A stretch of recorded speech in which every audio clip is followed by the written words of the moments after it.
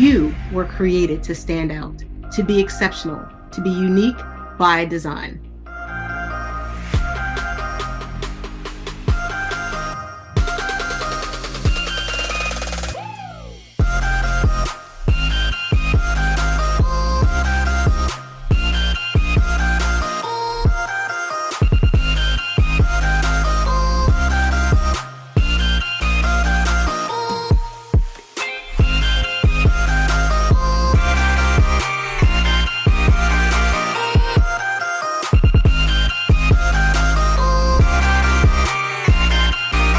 So welcome to Exceptional Living.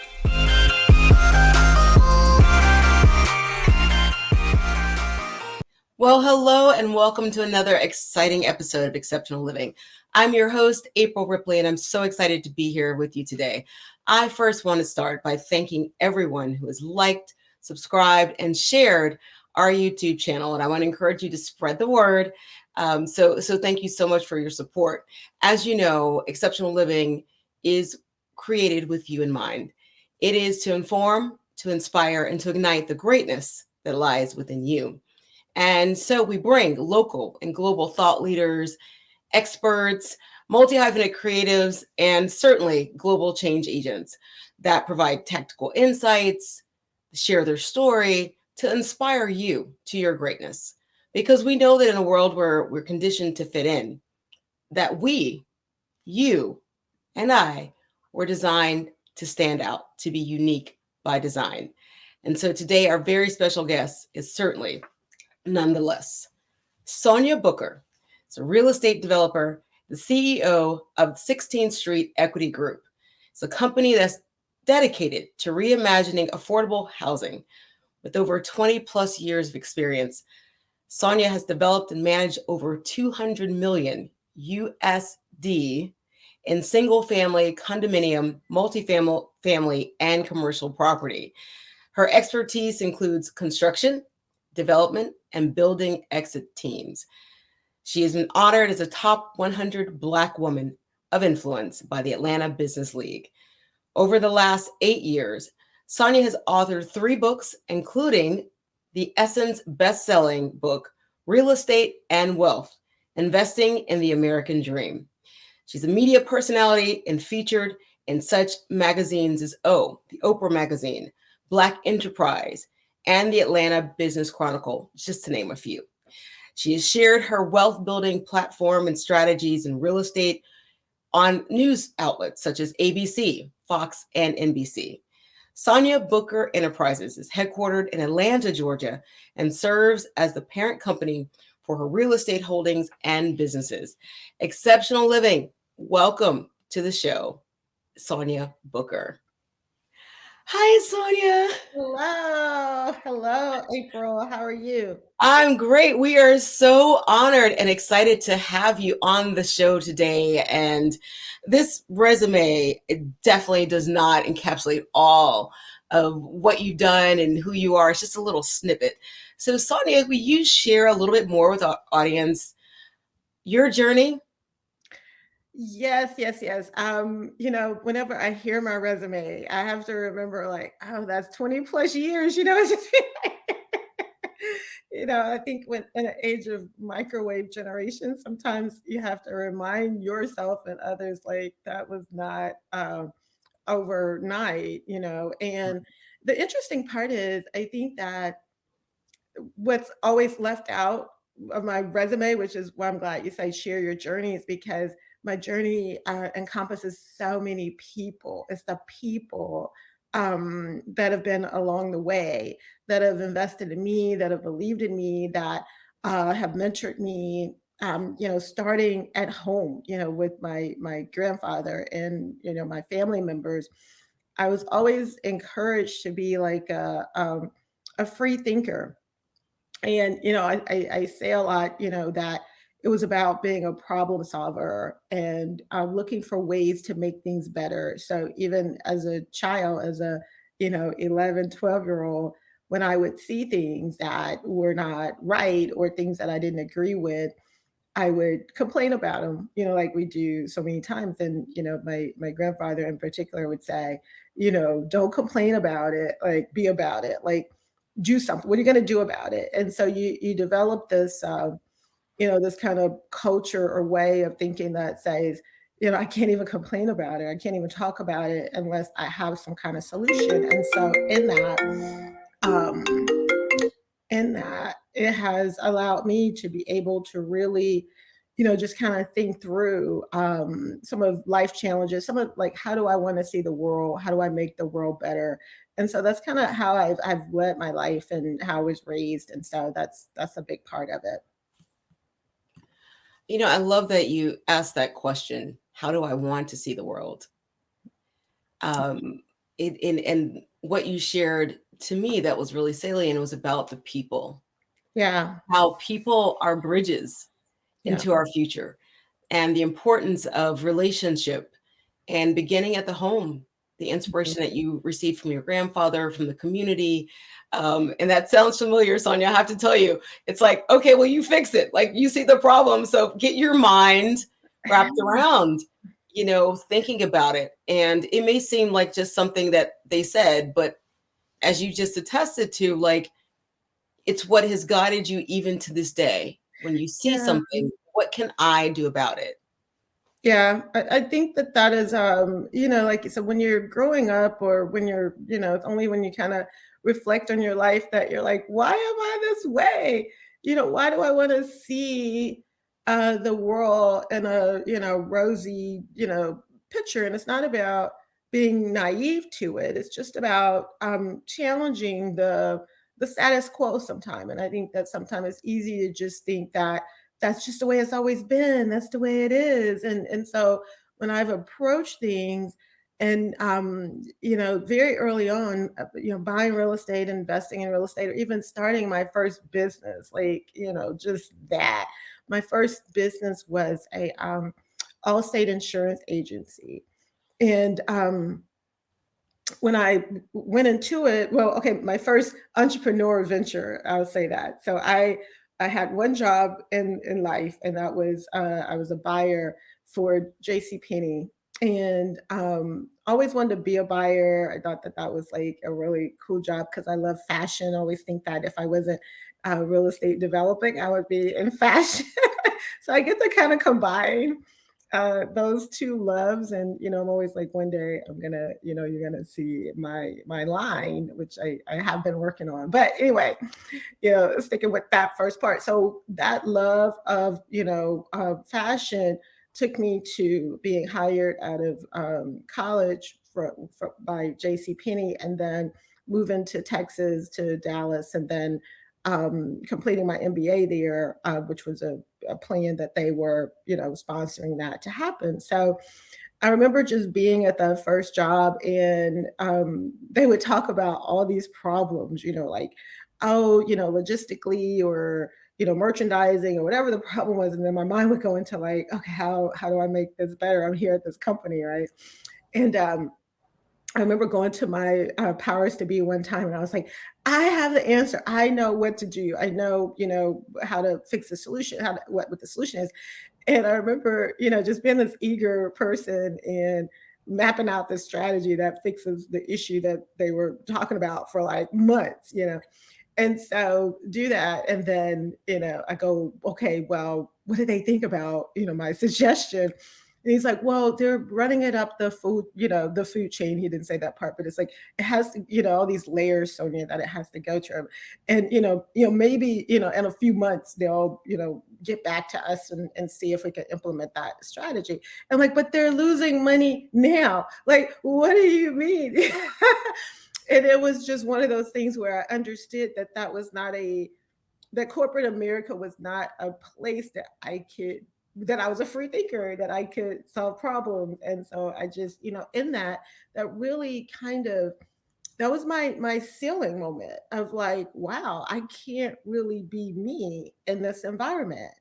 And at that time, we weren't really calling entrepreneurs in that sense, but it was like, I have to be in an environment that allows me to be true to who I am. And so I remember the night I graduated, the evening I graduated from University of Dallas with finishing my MBA program. I ended up moving to Atlanta, just kind of on a whim, going, Atlanta's a cool place. I used to have to travel here as part of my route of merchandise buying. And I always just felt like it was this great energy in Atlanta. And I just moved without anything, but I'm going to be a free thinker. That was the only thing that I moved on. Sonia, that's what you're talking about is something that's important to really recognize. I want to pull out a few things. Mm, The fact that you were a free thinker, mm, and sometimes our world is not as accepting as we think, right? Ideologically, it's like, yes, you want people to think, but then sometimes you wonder, I've thought, I've solved this problem, as you said, yeah. but it doesn't seem that they're really ready to like enact it, to execute it. It has to go up this chain, and so you felt a little bit trapped of I where did. you could be. That's the word. Wow. Yeah. That's Yeah, exactly how I and felt. Yeah. yeah, you feel trapped, and so I think what you're really telling us about is also the environment, Hmm. right? Yeah. Because when it's placed, so even spiritual law says that when a seed is placed in the right environment, Mhm. it will begin to grow. Yeah. Yeah. And sometimes we find ourselves in these places where we know there's more to it. Like, I can create a shoot, I can bring some fruit, but the environment is not Mhm. conducive. And Yeah. so, as you said, you have to sometimes make those hard choices. Um, But I nobody know, understand, nobody, that's why, you and I, we've always just kind of clicked, just had these synergies. And, I was in these bubbles that I could not even tell people what I was thinking, because everybody was like, you're crazy. Like, you're, this young person making, at that time, a really decent salary, and you had benefits, and that's when corporations were matching you dollar for dollar. So it was like all these things that I understood that was good, but I also understood that it didn't feel good. And I often think about just, how I went to, I even went to, my boss at that time. When I gave like a 6 month notice, it's just kind of being like this like starry-eyed person, like, because I wanted the company to be okay, because I felt like the company had been good to me. They hired me right out of college, and all this stuff, and it was my first, yeah, experience, and my MBA, just all these things. And so it wasn't about leaving the company in a bad place. And I had, because of my work ethic, I was like almost like running a department with one person that would have been like three people. So I knew that, but I just knew that was my work ethic. So my reason for going to the powers to be so early was saying, I want to make sure I leave this situation intact. So if you want me to train someone, if you want me to, beef up my team, whatever you want me to do, because I want to honor this opportunity. It's just happened to be not for me at this time. And it was just kind of like it went out of, one ear. I had like all this vacation time and all this stuff. And so I'm really trying to navigate my exit strategy, and nobody believed that I was leaving, like, until like almost like 2 or 3 weeks before I left. So it's like this girl is not leaving this job. Like, this is a great job, a great opportunity for her. Who would leave? And I just kept thinking I would change my mind, because it was so far fetched in that industry that way, because they knew the magnitude of the opportunity, and I knew it, but yet it was like, it's time for me to go. And so that was really interesting that, as I, would tell people, it was just like, that's crazy, you're going to rethink that. And it was like, no, I'm not. But I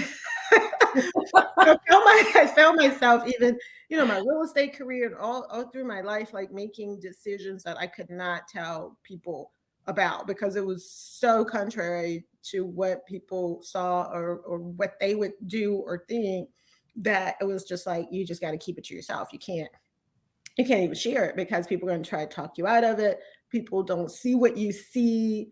They don't feel what you feel. They don't understand that you're making a decision that's that's, just kind of on, not emotions, but on like, this is kind of my life. And I I'm really thankful. I'm extremely thankful that I've had that kind of courage over the years. And I remember my grandmother being a person who kind of sewed that into me. She said, I remember just being on a rocking chair in Mississippi. It's where I grew up, and they lived in Utica, Mississippi, like this little town 30 miles outside of Jackson, Mississippi. And I remember just hanging out with her. I was hung out with my grandmother. And she said, live your life with no regrets. And I mean, I think it was the setting of when she said it, the age of her saying it to me, and this, just this kid hanging out with their grandmother crocheting, or just rocking on the porch.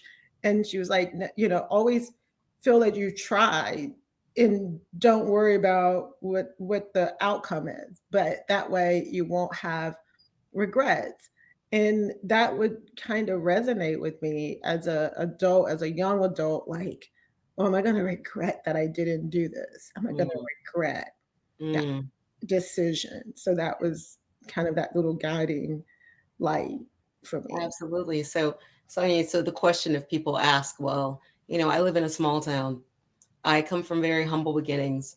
And it reminds me of a scripture that says, can anything good come out of Nazareth, right? This little Yeah. town. And yes, so Yes. out of Utica, Mississippi, we have Sonia Booker. Yeah. And Yeah. so Yeah. Sonia, you're telling us that it really doesn't, it matters where you start, but then it doesn't matter where you start, Yeah. right? Because it really matters, as you share with us, what's here, what's in your mind, Yeah. how you see the world, and how do you see yourself in the world.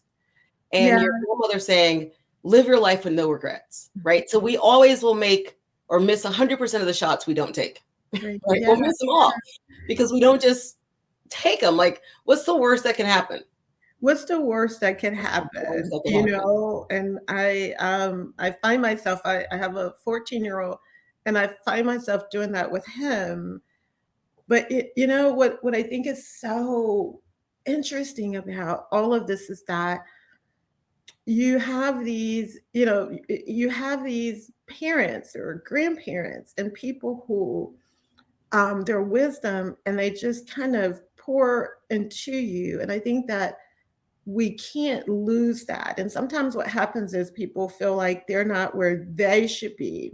So they don't really be honest. And I never really even knew, like, am I fulfilling some of my grandmother's, desires, through me and through my life? And I would have to say that I know that my grandmother is super proud of me. Like, she visits me all the time. She's, my heavenly angel, and I really can attest to if I'm on the right track, or that kind of thing, by just my by her presence and her kind of like, okay, you're doing good. Like, she recently told me that I was doing good in something that I was trying to navigate, and it was super important. And I think about my ancestors all the time, and my great great grandmother, who was a writer. And I never understood where I got this inkling to write from, or even, and then to be able to have like this book that became this Essence bestseller when I didn't feel like I was, the best English, student. It was like, how am I writing books? And I remember just that, understanding my great great grandmother being a writer, never had a published book. I never, would see her work be that way. And then, so I feel like I carry that, kind of that torch where you pick up. So I think I think family is super important. And I think understanding your lineage, your ancestors, like we said, we're being rooted on by this great cloud of witnesses. And, I feel that I carry so much of unfinished business and things that I get to do, or that I'm doing, that I fulfill, in my family. But I believe that seeing that understanding your family dynamics is so important. Yeah. So I think that's you're your ancestors' wildest dream. And not That just on quote coming Instagram. out over the last 5 years, was just kind of Yeah. like, wow, yeah, yeah, yeah, you do wanna make it proud. You do want Yeah. to I always wanna make even, my mentor, the late Herman Russell Sr.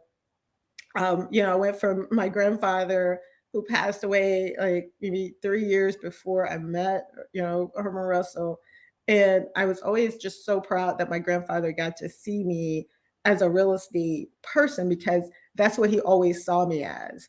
And he was the person that was always trying to, get me to second guess whether or not I should be on a job anyway.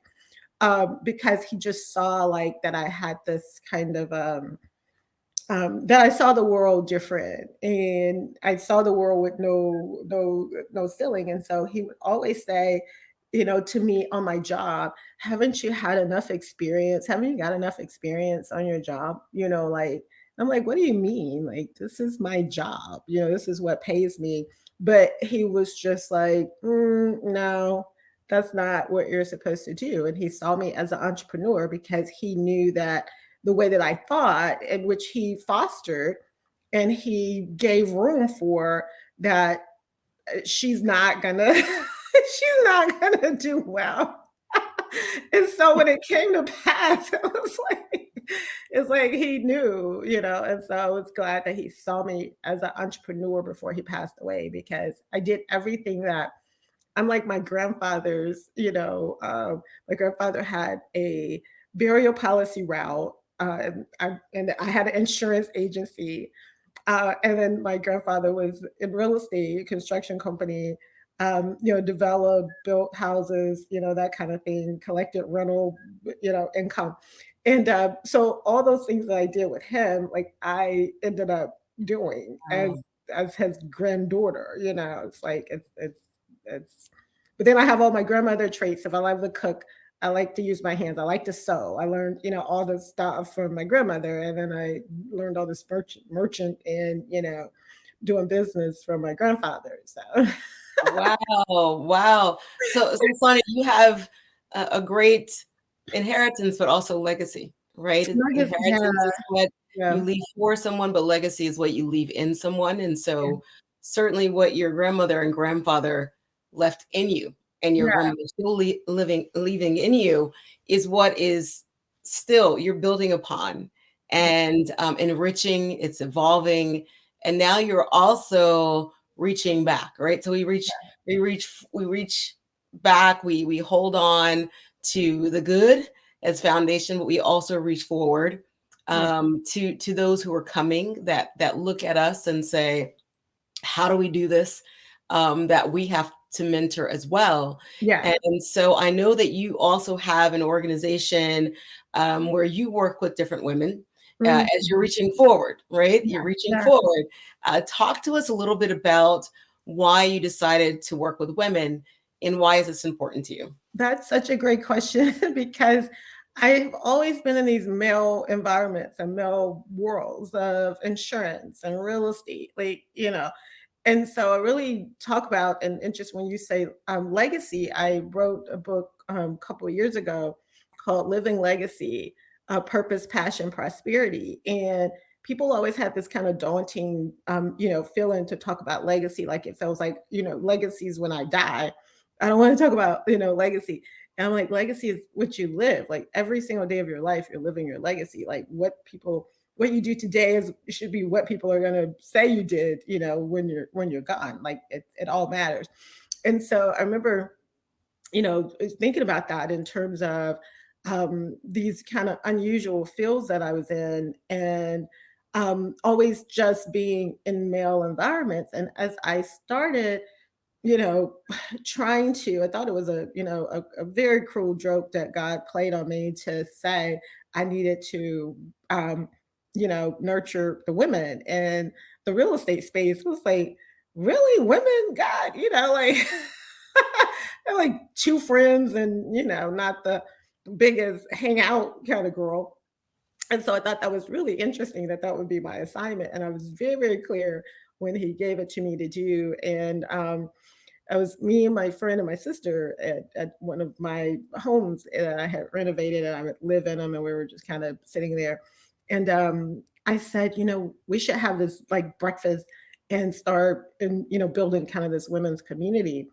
And they looked at me and it was like, yeah, yeah, we need to do this because women need a safe space to build wealth and to learn about wealth. Like we are we're very calculated, and we understand as women when we make decisions to build our wealth, to build legacy, that it's a lot that's riding on that. Like we have our parents, our kids, our sister, brother, cousin. Like we have so many people that really depend on us, and that we're trying to make sure that we're bringing forward.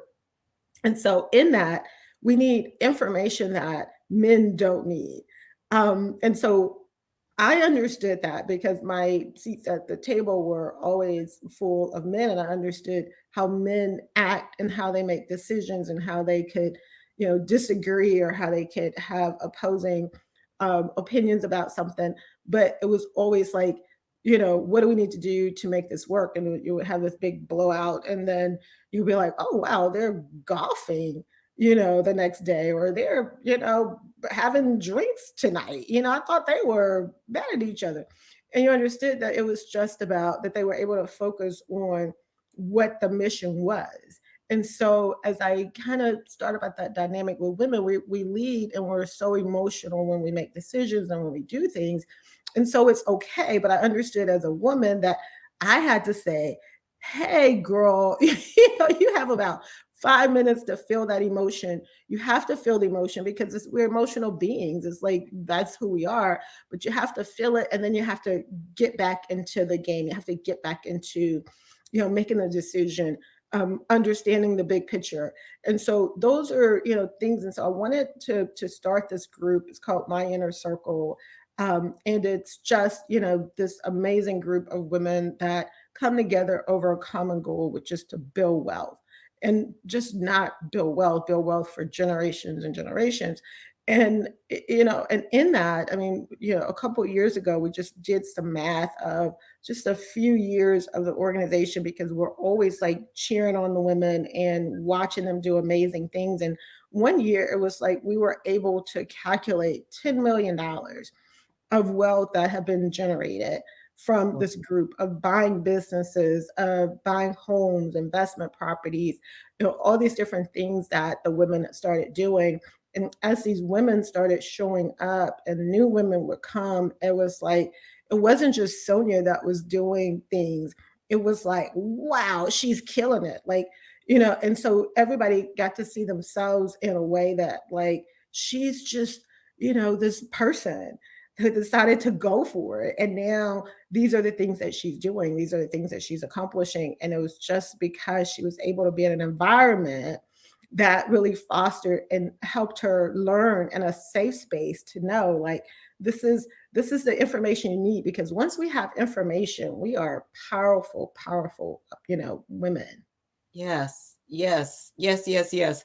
I don't know if they do this snap still I or know, right? Yeah. And so I'm always saying, my goal in my yeah, career when I show up is to inspire, inform, and empower. I feel yeah, like inspiration is so deep. It's that thing that's like, wow, and once you turn that on, it's not motivation because it stays with you. It's like you ignite something in someone yeah, that they can see, like, oh wow, I can see this. I'm inspired, and then now I need to be informed about what I'm inspired about, and then I'm empowered. And once I'm empowered, it's like, watch out. So when I get to see these, I get to see these clicks, and it's like, oh my gosh, so I just celebrate so many women because I know that what they're doing and the things are not common. And we're seeing it more and more that, we're seeing these kind of, unlikely things happening more and more, that they're becoming more normal. They're becoming more of our normal, that, yeah, yeah. we are doing these things. And so that's like been incredible. It's been like, over 10 years that I've been growing this community. So that's been amazing. Absolutely wonderful and transformative, right? So we talk about Oh my how gosh. do we build transformation, and it starts in a seed form, Yeah. right? It Yeah. always starts in a seed form, and like you said, it was just you and two other women that said, "Yeah, okay, we should do this." You should And do it. now Yeah. you look at where it is with assets of like $10 million for this Yeah. group. That is Yeah. life changing because the women are attached to family and community. Right. And, we know if you teach a man how to read, he reads. But if you teach a woman, right, you educate a village. You And educate so them. you're educating villages, multiple Mhm. villages, Yeah. and communities through your work. And um, I like what you were telling, that you've been at the table, right, to Yeah. know how men think. And this is Yeah. not Sonia. Just a disclaimer: she's not here to bash men, or we're not here to say, how they did it, but it's just observations that you Yeah. observe, that it was about the mission and focus, and not so much emotionally driven. Yeah. And Yeah. if so, at the beginning, you're saying, okay, this is how I feel about this, but let's see how to make it work. Like, how are we Right. going to solve this and make it work? Yeah. I love that I have that insight, and I realize that you have to have that to be able to, you know, it's like think like a man, or think like a Oh, woman, yeah. whatever, and it's like, but then it'd be the opposite people that watch it all, because they want to know, like, how does that, how do they think? And so to have that insight, and to really, sit at those tables and understand that, this is like, they're able to see a common goal, but they, I mean, I love men, right? So it's not like you say, it's never about the bashing, but it's about, they could be so one track, and that could be good and bad, because sometimes I think that, we carry these as women, this like, oh, we're multitaskers, we're all, and it's like, really, are we, like, are we effective in that? Can we really focus on more than one thing at one time? I believe there was somebody that said, like, multitasking is an illusion, and because it's like, you're not really being truly impactful.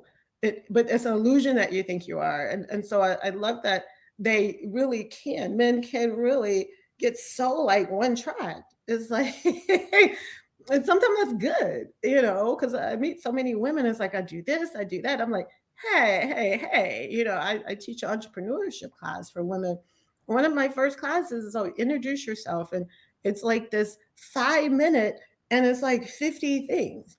And my goal is always, by the end of that 8 weeks, or to have that down to, more of a 30-second, more of like, this is who I am. And this is some other things that can trail off of that, but it's kind of like, you've lost a whole lot of people, and you've lost a whole lot of confidence if you show up with, I do this and I do that, and I'm over here and I'm over there, and it's like, the person's like, I don't think that's who I want to do this particular business with, or do business with, because I don't feel they have the focus. And so, sometimes we just, as women, I believe, is my belief, and I've been, very honest about it to a lot of women, in terms of, you got to focus, you got to find that focus, and you have to, really hone in on it, and then build from there. Like, when I think about the things that I've done, they've always had real estate attached to it. They've always had entrepreneurship attached to it. And those are my lanes. That's like what I do. It's not like, it might seem like I'm over here helping with this, build a tire company, but at the end of the day, for me, that still fits under my entrepreneurial. So if I say I help entrepreneurs, or I'm an entrepreneur, then the venture is, doesn't matter. My thought process that I bring to that matters, and then I'm always going to look at the real estate that way. And so, and so that's my area, and I focused on real estate like 500% for 12 plus years, before I even branched out focusing on other stuff, because it was about just the real estate for me. And then taking those profits and proceeds allowed me to invest in businesses and look at the entrepreneurship part. But my core was like real estate. Like, how do I build my real estate portfolio? How do I, you know, do that? And then how do I teach other people how to build real estate? And then, branch off. So I think Yeah. that's important for women. And that's, big difference that I see between women and men, you know. Yes, that we love to say that we're multitaskers. And Yeah. so we have to ask ourselves, is that a good thing? Yeah. How You know, effective, how and effective. there are times I'm sure when we do, you know, you said you're a mother, you're a Mhm, businesswoman, you're a mentor and other things. mhm. So, but it's knowing, where am I in this moment? Yeah. Who do I need to be in this moment? Yeah. Put This someone moment I'm aside. mom. Yeah. Yeah, at this moment I'm mom. At this Yeah. moment I'm at the table, you know, Yeah. talking about this project. At this moment I'm mentoring. So it is not that you can't do all things, but it's like focus on, what do I need here? And that's really what wisdom is, right? Wisdom is the Yeah. ability to apply the knowledge appropriately to the situation at hand. Yeah. So you can be, but who are you now, like in this moment? Yeah. But Yeah. you also evolved, Sonia. And so you talk about, you know, real estate has always been that thread, that common thread of your work. And but again, there's the focus part, but you've evolved. So the work has grown. Mhm. Real estate was kind of like the leverage that would catapulted you. If you think of like a kind of the fulcrum that goes and it launched you Yeah. here. Right. So it never really goes away what you start. Because some people say, well, if I become something else, Sonia, if I do something else, am I still going to be the April that was this, or the Sonia that was this? Right? You're like, no, that's still a part of who you are, but you're evolving and expanding like the Yeah. territory and your reach and impact Yeah. and influence into other areas. So that's very good. And I love it. You said, you know, we get these long things and people are like, well, is that what I need now? Like, how do I know? Yeah. But Sonia, let's be, you know, I want to share, because I know with your extensive career, you certainly had moments or situations that came that were not what you expected, right? Mhm. Some Mhm. detours, maybe some setbacks, maybe like just disappointments, like in life, whatever it is in the business. Um, how did you work through that? How do you leap over that or walk through it? I think of like You walk. know, I mean, it's like, first of all, it's like acknowledging that, like, yeah, lots of setbacks, you know, and I think that that's important. It's important to me to share those. It's important for us to show up, and that vulnerability of, you know, I have had failures, and in those failures, you know, at the time, you know what I mean, you're like, this is awful, and it's only through the wisdom and through all of this that you look at it and you're like, oh gosh, you know, I fell forward, or I needed to fail to learn. And so, you know, we know all those things in terms of, you know, hindsight being 2020, right? And so I would say that, um I mean, you know, the reason that I do write, and I understand that, that's one of my callings in the way that I communicate, is because I have to share the vulnerableness and the mistakes of my life, even though I could say they were all working together. I wanted people, in writing my last book, Living Legacy, I wanted people to see, and I remember as I was writing, I was like, God, do I have to tell that part? Like, and I remember him saying, like, it's not gonna help anyone if you don't. Like, it was just like, nobody would ever know that. Like, nobody would ever know I lost that much money, or that I, you know, was on the verge of having a nervous breakdown from, you know, just not understanding things. And I remember just in that, just saying, like, wow, yeah, you really do have to share that. You couldn't get out of bed for a week. You couldn't, you know, you could not pull yourself together. You could not, you know, see past what was going on, because, and I had to really go back and paint that moment and relive that moment in so many ways. But you know, I've healed so much from it. But I wanted people to know, like, I haven't always had it together. I've had really dark times. You know, and I think that's the part where it's important. It's important for us to share the good, because that means we, you know, we made it. Uh, but it's also important to share the bad, and then, and that wisdom that you could say all things work together for the good. But yeah, it's just, you know, those have been like some really dark times of just like, wow, girl, how did you get here? And how are you gonna get self out of here? And Mhm. really those are also those times that when I think about leadership and leading and things that I've done, it's really like my faith and my um belief in a higher power within myself is really the only thing that has got me through. To really understand that my role in this world and the kingdom and where I fit, it really matters, and it's important, that I overcome and I've overcame some really tough situations, because it allows other people to know or to see my life to say, you know that you can too. Yeah. Yeah. Yeah, yeah. Not just not just the highlight reels of our lives. The highlight, yeah, those But highlight reels. the Yeah. retakes, the behind the scenes, the things that have been edited out, and I Yeah, think being able to share authentically some of the vulnerabilities that you've had, some of the because it's so lessons you've easy learned. to lose yourself. Yeah. You Yeah. can really, like, I think about that, and a couple of times, like, I mean, I could have really lost myself. I could have I really wanted to quit real estate, like, because of the loss and the just feeling inadequate and just thinking that I wasn't equipped enough. Like, God, just get me out of this and I'll never do it again. I promise.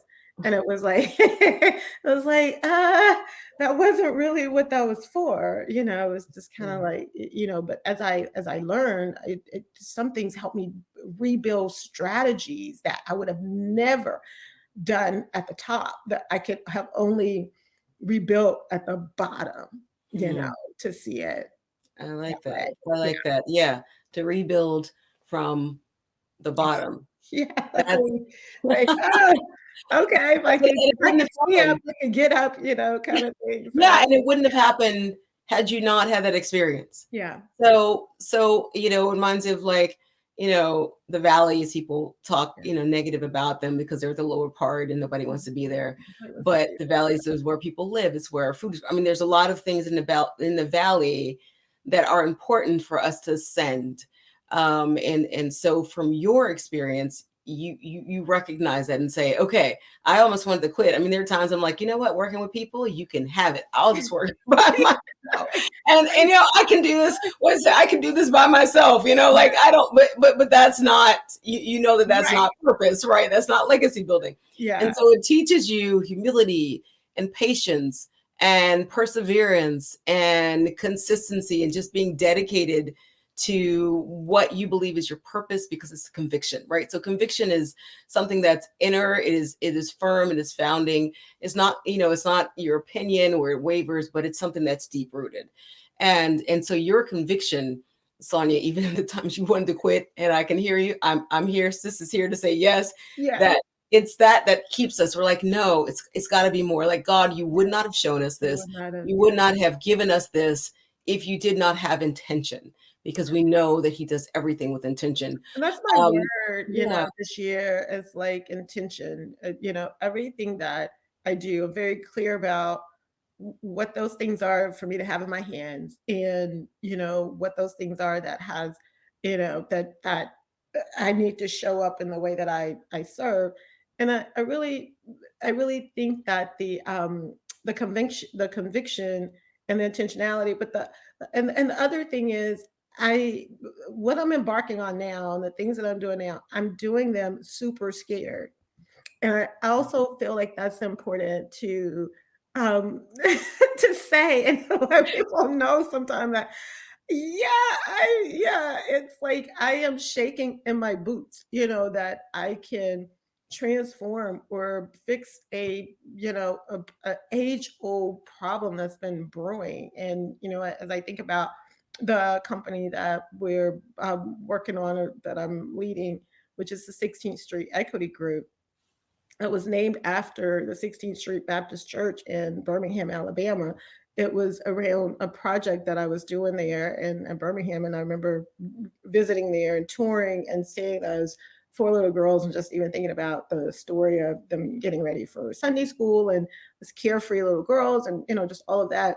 And I said, I want to name it 16th Street. And that's where the name came from. And I said, because every city has a 16th Street, somewhere that's disenfranchised, somewhere that has been forgotten about, somewhere that's been intimidated. And, and the four little girls represent, my work as a little girl, as a girl that has to, fix things and bring awareness to things and make things right. And so this is a big problem of affordable housing and the idea that we're being disenfranchised around housing affordability. It should not be a privilege to own housing, basic, shelter Yeah. in America. It bothers me. That Mhm. bothers me.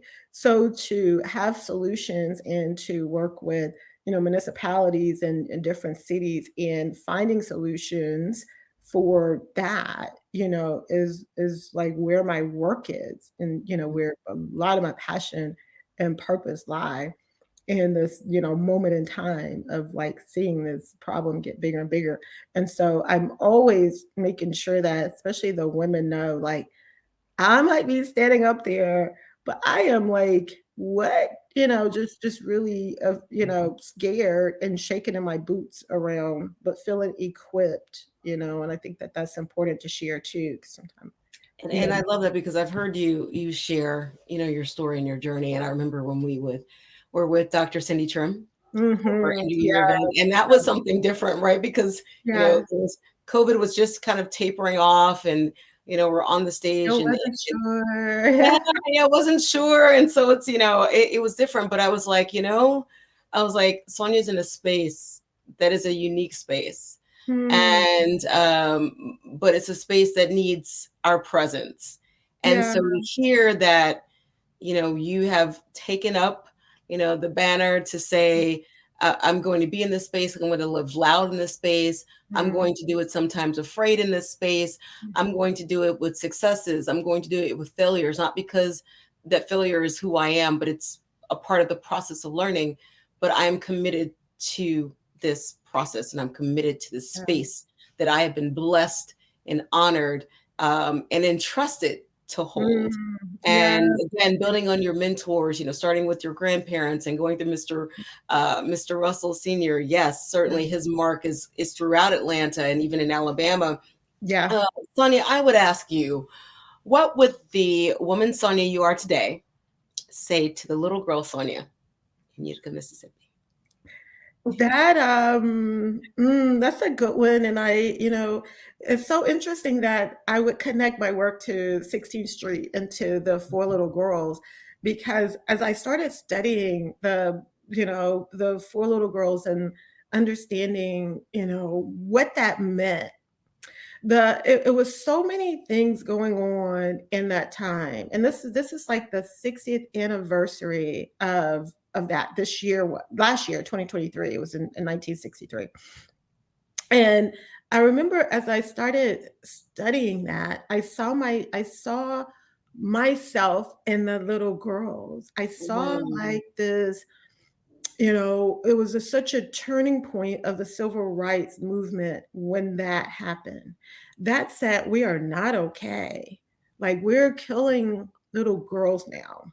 Like, that is not okay. That sent that sent a shockwave through the civil rights movement. And it, from that moment on, marked a whole different thought process that because kids are supposed to be kids. Like, you could take up all this other stuff that's going on.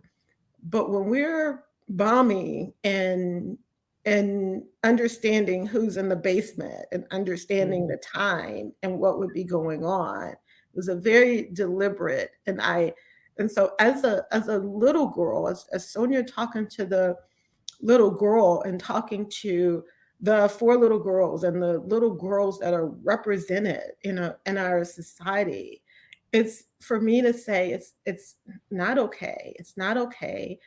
You know, stand your ground, be who you're designed to be, and be that strong little girl, stand firm. And so that's what I tell myself, and that's what I see a lot of times. I see that a little girl. I see the little girl in me. I'm always like, God, why do why do so many things happen to me, in some way, in some ways. And I used to say, I want to be different because I would feel like people would take advantage of me. They would take advantage of me being nice. People would take advantage of, just the idea that I would want to show up to help somebody because it was just so contrary to like, she can't just want to help me, and so I remember thinking and like, God, like don't make I don't want to be so naive. I don't want to be so starry-eyed.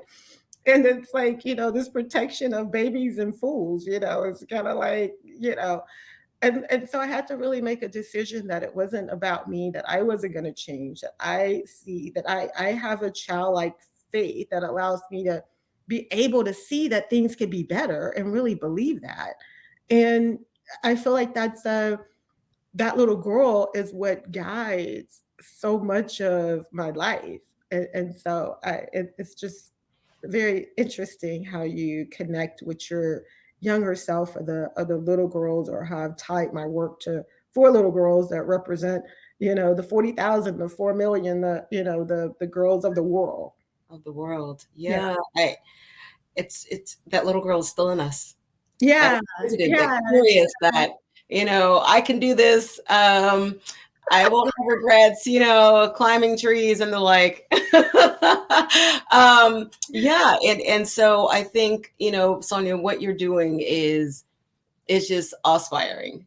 It is amazing. And I commend you for your work. And of course, we here at Exceptional Living just want to thank you, one, for sharing your time with us today, Mhm. for being salt and light in Mhm. your space, for showing up in your space Showing up. on the Scared. sunshiny days, on Yeah. the cloudy days, on the stormy days, but showing up always because Yeah. of who you are and your conviction. And so our prayer is that you will continue to walk confidently into the vocation for which you have been called, which you've been gifted. You've been given talents and abilities for, the women that you inspire and the ones that are to come after. And as you continue to build on the ones who have come before, we celebrate you, we honor you for your work, and we pray God's blessing on you, that you'll continue to enlarge your territory, Mhm. enlarge your influence and impact, not just here in Atlanta, but literally around the world, because there's a global call. And so we thank you for answering that call. And we just speak blessing over your life. Thank Thank you you. so I much. receive it. Thank Thank you you. for being with us. Thank you. Any closing words that you may have? Yeah, the closing words, shout out to my mom, the Oh, amazing Betty Booker. She has been such an amazing person, and she's been in a healing process from a heart attack that she had in September. And it's just been so amazing to watch her strength and to just watch her heal and to be there and be able to support her. And as she's like supported me and my son, so much. So shout out to Betty Booker for her yes. fearlessness. Yeah. Yes, a phenomenal woman who birthed another phenomenal woman of legacy. Yes, we Yeah. definitely give shout out to her. Yeah. Thank you so much, Sonia, for Thank joining us. Thank you. And you. Thank thank you you, so much. April. You're doing amazing. And thank you for your platform. Thank you. Thank you. Exceptional Living, our guest today, the incomparable Sonia Booker. I'm sure that you gleaned so much from what she shared. I want to encourage you to go back and listen to this broadcast again, and be sure to like, subscribe, and share. And so, on behalf of all of us at Exceptional Living, know that you, yes, you were created to live an exceptional life, unique by design. Thank you for watching, and God bless.